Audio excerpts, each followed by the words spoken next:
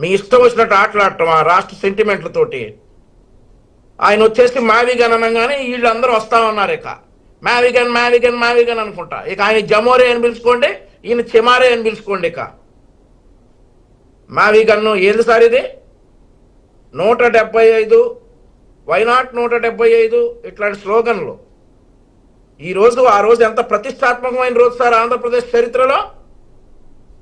ఆంధ్రప్రదేశ్ చరిత్రలో ఒక రాజధాని పేరు సువర్ణాక్షరాలతో లిఖిస్తా ఉంటే ఈ పిచ్చోడు వచ్చేసి మావి గన్ను, ఆ గన్ను, ఈ గన్ను అని చెప్పేసి డైవర్ట్ చేయడానికి ట్రై చేస్తారా? ఆ తర్వాత వీళ్ళ నాయకులు మళ్ళీ ప్రెస్ మీట్లు పెట్టేసి మావి గన్ను ఒక చరిత్రలో నిలిచిపోయేటటువంటి రాజకీయ ఏదది రాజధానట, ఒక ప్రతిపాదనట. 2029లో చేస్తానంటే ఏం చేసేది? బూడిద చేశారు 2019 నుండి 24 దాకా.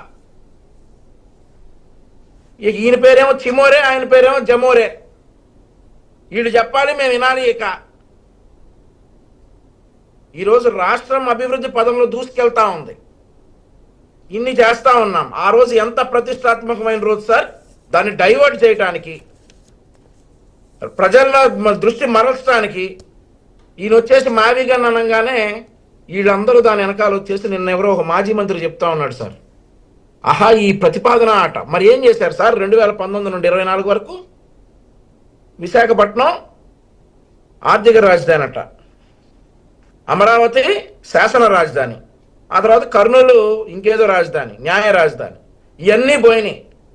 ఈరోజు మళ్ళీ కొత్తగా వచ్చారు సార్. ఒక విషయం ఏంటంటే సార్, ఇదే మాట జగన్మోహన్ రెడ్డి గారు 2014 నుండి 19 మధ్య విజయవాడ గుంటూరు మధ్య రాజధాని ఉంటాను నేను ఆమోదిస్తున్నాను, ఏంటి ఆమోదన కాదు అంగీకరిస్తున్నాను, ఇంకా 30-50 ఎకరాలైనా తీసుకోవాలి అని అనకుండా అప్పుడే మావిగన్ అని అంటే ఈరోజు కేఏ పాల్ తన్నేసి జగన్మోహన్ రెడ్డి గారు కామెడీ పీస్ అయిపోయారు. రాష్ట్రం మొత్తం మీద, దేశం మొత్తం మీద, ప్రపంచం మొత్తం మీద కామెడీ అయిపోయాడు సార్. కేఏ పాల్ గారిని తన్నేశాడు. ఒక రకంగా కేఏ పాల్ గారు కామెడీ పీస్ అనుకుంటారు ఈ ప్రపంచంలో.